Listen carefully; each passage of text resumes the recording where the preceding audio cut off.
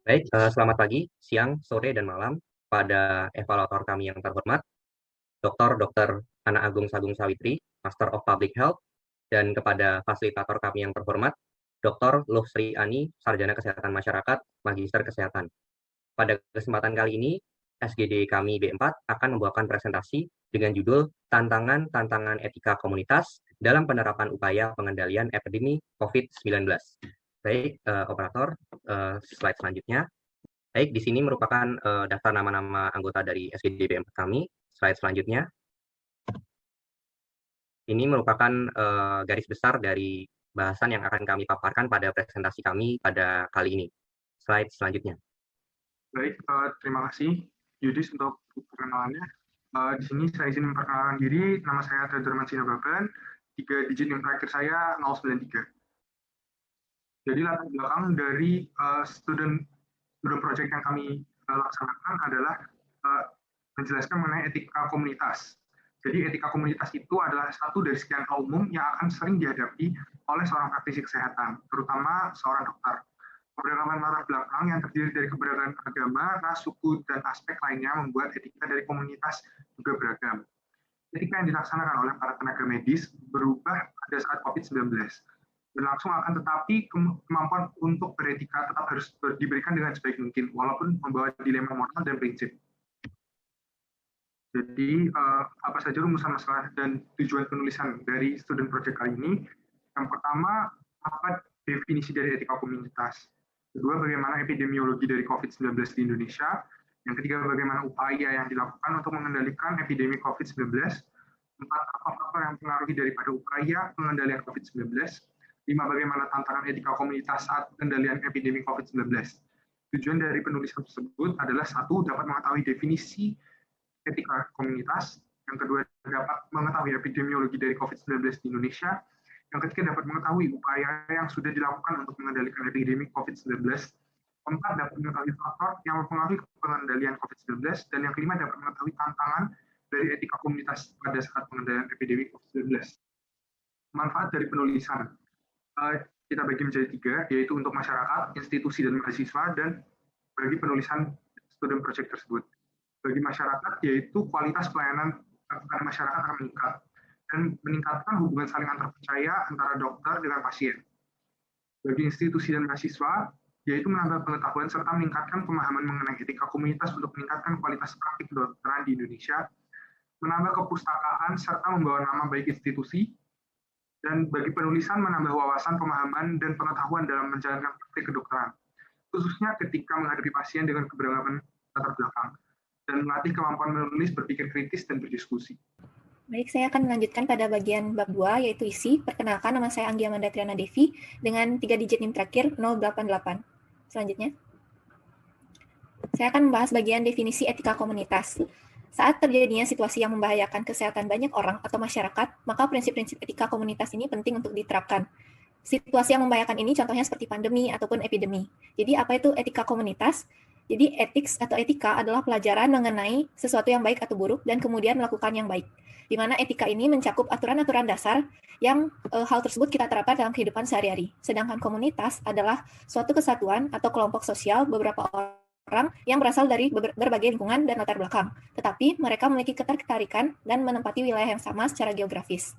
Jadi etika komunitas ini dalam kesehatan merupakan aspek etik yang berkaitan dengan pencegahan penyakit dan mempromosikan kesehatan melalui upaya komunitas yang terorganisir. Selanjutnya akan lanjutkan oleh teman saya. Oke, baik. Jadi saya Yosefina Graciela Taji dengan NIM 087. Saya akan melanjutkan presentasi dari Anggi. Jadi etika dalam kesehatan masyarakat atau komunitas ini berbeda dari etika klinis karena diperlukan prioritas untuk mempromosikan kebaikan bersama daripada melindungi hak individu. Dan salah satu hak individu yang juga termasuk hak komunitas adalah hak untuk dilindungi dan mencegah mereka tertular dari penyakit. Misalnya saat terjadi pandemi, sistem perawatan kesehatan itu langsung bergerak secara cepat untuk mengambil tindakan bagi kepentingan kesehatan masyarakat. Nah, peran publik ini merupakan salah satu faktor yang paling penting yang berperan dalam membantu tercapainya kesehatan masyarakat yang baik di situasi pandemi. Oleh karena itu, etika komunitas ini sangat penting untuk pengendalian situasi kesehatan yang melibatkan banyak orang, seperti pandemi dan juga epidemi. Kita lanjut ke slide yang berikutnya.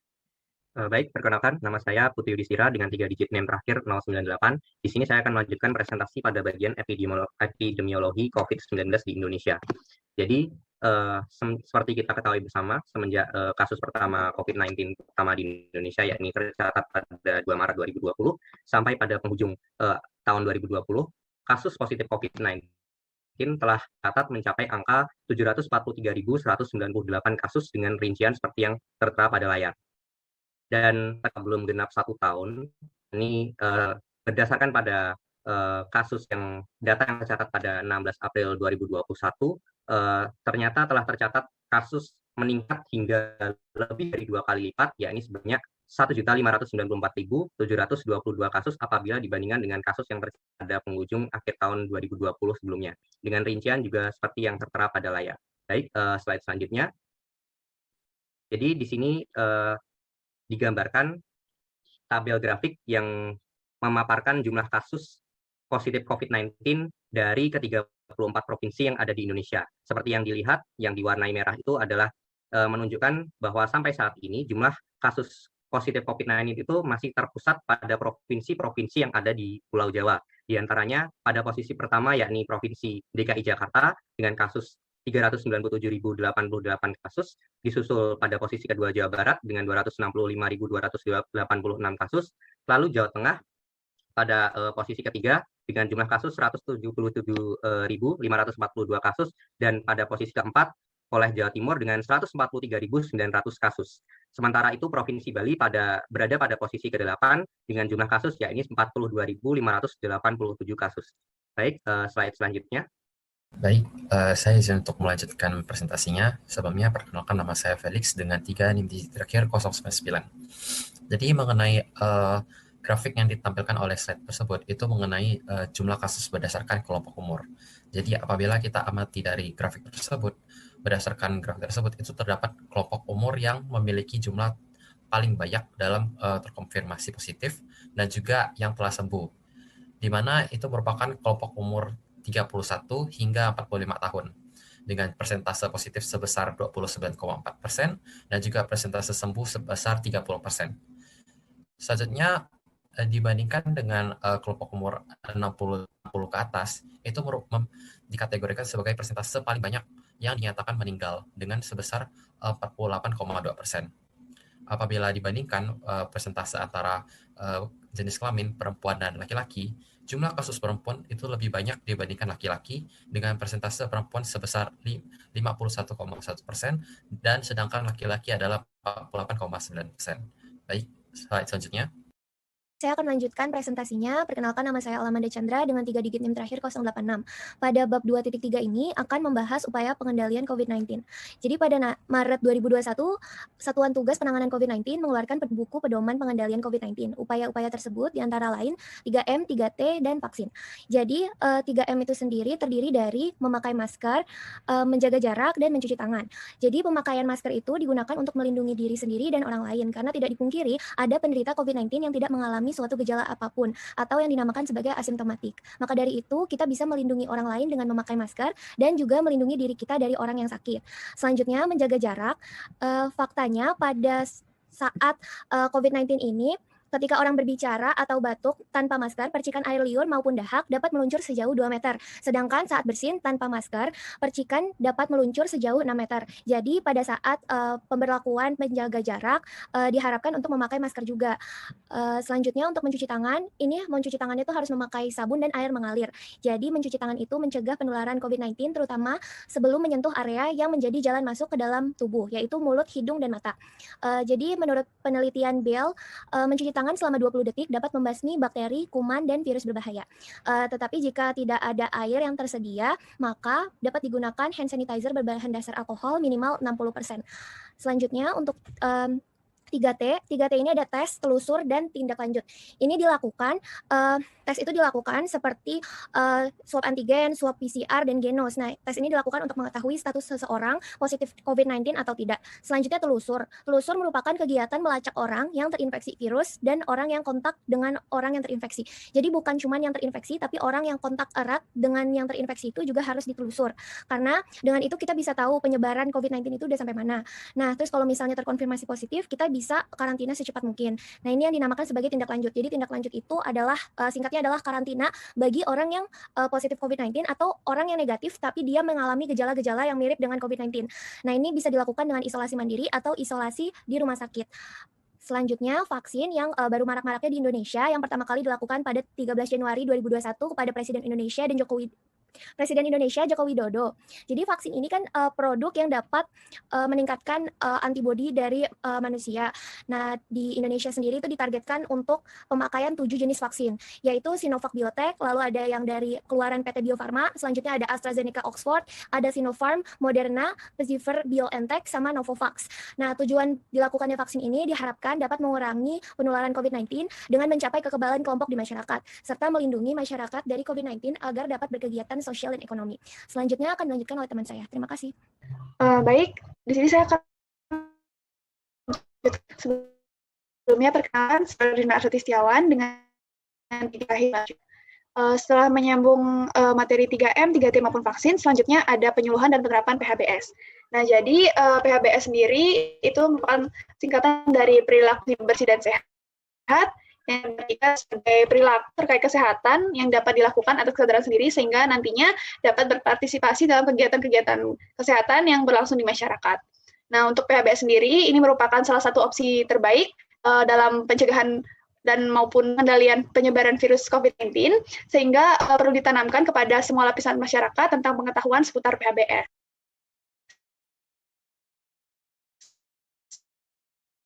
Dan penyuluhan diharapkan masyarakat dapat memperoleh data maupun informasi yang ilmiah mengenai virus corona yang ada di Indonesia. Untuk pengetahuan dan pemahaman masyarakat yang ilmiah, akurat dan dapat dipercaya, tentunya dapat membantu untuk meminimalisir kemungkinan penyebaran COVID-19 yang ada di Indonesia.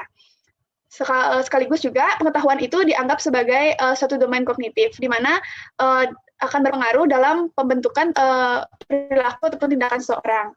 Nah, untuk orang yang mengerti memiliki PHBS, tentunya dia akan lebih mudah untuk beradaptasi terhadap kebiasaan PHBS tersebut. Sedangkan apabila dia memiliki pengetahuan yang kurang PHBS, nantinya dia akan susah beradaptasi dengan kebiasaan PHBS tersebut. Dengan menerapkannya diterapkannya PHBS, seperti menjaga asupan gizi, cukup istirahat, ataupun itu akan meningkatkan sistem kekebalan tubuh kita dan tentunya dapat mengendalikan infeksi COVID-19. Sehingga nantinya dengan mengerti maupun menerapkan PHBS sendiri, kita dapat memaksimalkan upaya pengendalian infeksi COVID-19 yang ada di Indonesia. Oke, akan dilanjutkan dengan teman saya. Terima kasih. Sebelumnya, perkenalkan, nama saya Azam Erosul Fadila dengan 3 digit NIM terakhir 094. Penerapan upaya pengendalian COVID-19 yang telah dijelaskan tadi dapat berlangsung secara optimal jika tidak didukung dengan kepatuhan dari masyarakat. Jadi ada faktor yang berpengaruh terhadap kepatuhan masyarakat dalam upaya pengendalian COVID-19. Di antaranya ada persepsi tentang COVID-19, kemudian faktor sosial ekonomi, faktor sosialisasi, dan faktor nilai dan kepercayaan. Yang pertama yaitu persepsi tentang COVID-19. Perilaku manusia itu dibentuk oleh komponen pengetahuan dan sikap. Kemudian persepsi didasari oleh adanya aspek kognisi, afektif, dan psikomotor, serta faktor pendidikan yang mempengaruhi pengetahuan diri. Nah, tingkat pengetahuan yang rendah yang dimiliki oleh masyarakat mengenai kesehatan akan membentuk persepsi yang rendah pula pada adanya wabah COVID-19 ini. Kemudian faktor sosial ekonomi. Berdasarkan konsep health deal benefit, kemungkinan seseorang untuk melaksanakan tindakan pencegahan bergantung pada adanya keuntungan dan kerugian yang didapatkan, serta ancaman yang dirasakan. Hambatan yang ditemukan pada saat seseorang mematuhi protokol kesehatan akan mempengaruhi kepatuhan tersebut. Seseorang akan cenderung untuk memenuhi protokol kesehatan yang dirasakannya sangat besar. Dalam aspek sosial ekonomi ini sendiri, masyarakat dengan tingkat sosial ekonomi yang rendah akan memiliki kecenderungan yang kecil untuk mematuhi protokol kesehatan. Hal ini disebabkan oleh masyarakat tersebut memiliki asumsi untuk lebih fokus bekerja, menghasilkan pendapatan, dan memenuhi kebutuhan sehari-hari daripada harus memperhatikan protokol kesehatan. Untuk faktor yang berikutnya akan dijelaskan oleh teman saya.